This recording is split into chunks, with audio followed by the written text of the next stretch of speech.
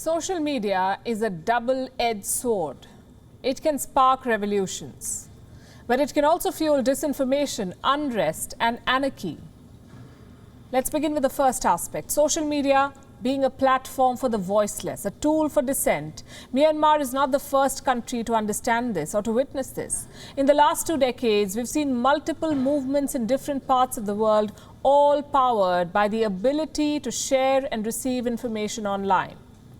When the Arab Spring erupted in 2010, one of the first things that people noticed was the very visible role that Facebook played. Protesters were armed with cell phones. The movement spread at social media speed. Videos of the revolution went viral on Facebook. From Tunisia to Egypt to Yemen to Libya, at least 4 long-standing authoritarian regimes with decades of power invested in a few people fell in a matter of weeks, all thanks to Facebook. In 2014, something similar happened in Ukraine. A Facebook post by a journalist started the Euromaidan revolution. Thousands went to Independence Square in Kiev, popularly known as the Maidan. They stayed there, they relayed news through Facebook, and they turned the area into a fortress. The revolution began in November 2014. By February 2015, the Ukrainian government had been overthrown. Again, social media played a big part in this. At the same time, social media also amplified fake news, continues to do so. Facebook relies on crowdsourced information. So anybody can post, any story can go viral. And by the time you realize it's fake, it's already traveled halfway across the world. Keep chasing it then. Social media has contributed to the spread of misinformation and fake news, and this is further fueled by Facebook's algorithms and echo chambers. They're designed to show posts and stories that one will agree with. They're designed to hide the rest. I'm sure you've noticed this pattern. We all have our news feeds filled with articles and political opinions that we feel we could have written ourselves. This is where Facebook should be held accountable. It feeds you what you'd like to believe, even if it may be false.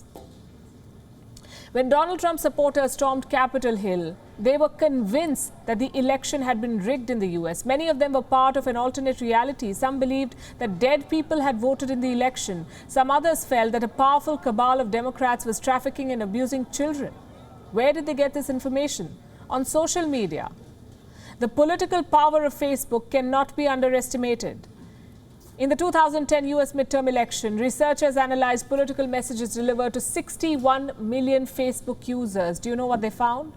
Messages influence voters, their political self-expression, information seeking and real-world voting behavior. And sometimes these political messages are hijacked. Take the example of Russia's infamous Internet Research Agency, IRA, that operates from St. Petersburg. Reports say it tried influencing the US election. Facebook itself revealed that during the 2016 presidential election in the US, the IRA purchased ads worth $100,000, and 25% of these ads were geographically targeted to American voters. Facebook's chief of security admitted that these ads spread disinformation. They promoted discord, they stirred up chaos. Closer home, we had the Cambridge Analytica data scandal. The data of at least 87 million Facebook users was harvested without consent.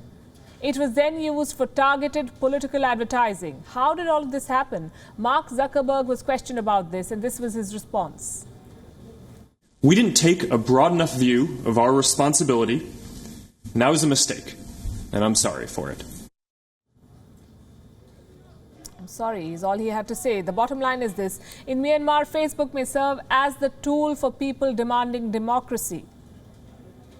But at the end of the day, it's only a tool. Anybody can wield such a tool. A few years back, Facebook was used as a tool to promote violence, to incite violence in the very same country. It's a tool that's proving to be more powerful than governments. And it's important to regulate it before it's too late. WION is now available in your country. Download the app now and get all the news on the move.